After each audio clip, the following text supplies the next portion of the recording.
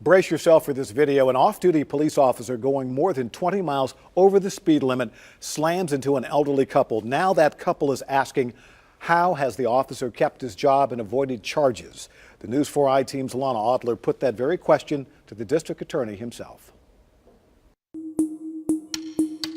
It only took a second for a couple's life to change forever. That man in the road is James Cryer, and amazingly, he and his wife Rena survived. I just said, help us be ready if this is it, Lord.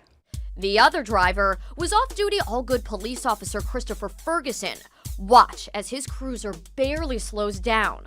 But after reviewing this video and a THP investigation, this district attorney decided no one would face charges. Both of them did things that they shouldn't have done, and both of them did violate the law. That violated the rules of the road. For the Cryers, that meant failure to yield.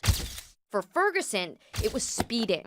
The News 4 I team obtained the THP investigative file. It states at one point Ferguson was driving up to 26 miles over the speed limit. An investigator wrote, if the officer had been driving the posted speed limit, the collision would have been avoided. Even with this knowledge, you still felt comfortable not prosecuting Ferguson? Even with that knowledge, yes. Dunaway says in his opinion, Ferguson's actions did not meet the level of reckless driving, and both drivers only committed minor driving offenses. But a member of the NAACP sees it differently. The state group got involved after a citizen filed a complaint, concerned over whether a police officer was receiving special treatment. We have different standards for different people. Cheryl Allen says the NAACP gets involved whenever it perceives any injustice involving anyone. Last month, the I-Team delved into Ferguson's driving history. Records show he damaged his patrol car while driving on black ice, changing lanes, hitting a stop sign, hitting a mailbox. And after records reveal Ferguson hit a semi-truck, the department recommended he be terminated or resign. Ferguson resigned and in 2015 joined the Allgood Police Department. Why is he still allowed to drive? Why is he still allowed to work? If it was you or I, we'll be done.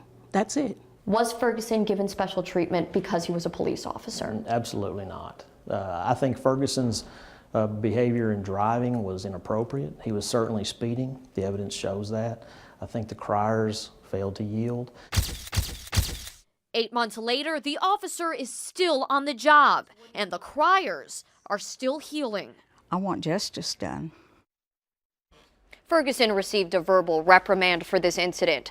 I requested to interview Ferguson twice for this story and our last story. The city manager turned us down the first time, and no one responded to our request the second time.